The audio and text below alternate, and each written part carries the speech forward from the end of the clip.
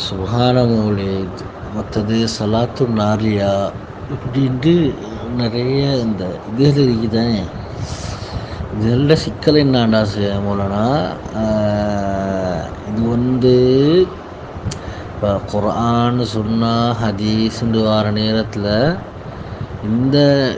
இந்த காலத்து இதுகள் இந்த இறங்கின காலத்து குர்ஆன் இறங்கின இந்த ஹதீஸ்களுடைய இந்த உலமாக்களுடைய இந்த காலத்துக்கு நல்லாவே பிற்பாடு வந்த சில அல்லாஹ்வுடைய நெருக்கமான அடியார்கள் அதனால் உருவாக்கப்பட்டது.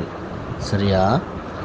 இங்கே சிக்கல் என்னன்னு சொன்னால் போனோன்னா, இதனுடைய வாசக அமைப்புகள் தானே. இந்த வாசக அமைப்புகளோட சரியான அர்த்தங்கள் சிறுக்குடைய அர்த்தங்கள். அல்லாஹ் இப்போ நபியை கொண்டத்து அல்லாஹுடைய இடத்துல, சில வழிமார்களை கொண்டத்து நபிமார்களுடைய இடத்துல, அல்லாஹுடைய இடத்துல நபிமார்களை விடவும் மேன்மைப்படுத்தி அல்லாஹுடைய சிஃபாத்துகள் தானே, தன்மைகள் அஸ்மாஉல் ஹுஸ்னாண்டு, இந்த சரியான தன்மைகள் அது அல்லாஹோட சம்பந்தப்பட்ட தன்மைகள் தான். நல்லா விளங்கிக்கோங்க.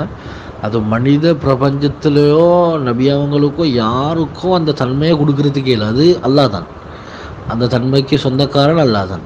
இப்போ அந்த தன்மையை இந்த நபி ஸல்லல்லாஹு அலைஹி வஸல்லம் அவங்களுக்கோ பின்னால் வந்து அவுலியாக்களுக்கோ அல்லாஹ்வுடைய நெருக்கமான அடியார்கள் அவர்களும் மனிதர்கள் தான். அவர்களுக்கு அந்த சிஃபாத்துகளை கொடுத்து கட்டப்பட்ட பைத்துகள் நிறைய இந்த சுப்ஹான மௌலிதில் நாரியால் இன்னும் நிறைய இந்த இதுகள் இருக்கு. அந்த அர்த்தங்கள் சிக்கலாகிறனால தான் போனா இது கூடாதுன்னு சொல்கிறது. சமகால சவுதி மிஸ்ருடைய உலமாக்கள் இது சம்மந்தமாக கட்டுமாக எச்சரிச்சிக்கிறாங்க. அதை கிழிச்சி வீச செல்லுவாங்க. இது சம்மந்தம் எல்லாம் ஓதவானமே இல்லை, சிறுக்குடைய இதுகள் வார்த்தைகள் இருக்கி அல்லாஹுடைய தன்மைகளை கொண்டு மனிதர்களுக்கு கூட சேர்க்குறாங்கன்னு சொல்லி வாணும்னு சொல்லுவாங்க. ஆனால் அதுதான் இது கூடான்னு சொல்கிறது. மற்றது அனுகூலமாக ஓதுறனால எந்த நன்மைகளோ அதுகளோ வாக்களிக்கப்பட்டதும் இல்லை. அது அன்ஷுவர். குர்ஆன் ஹதீஸில் வாரது வாக்களிக்கப்பட்டது.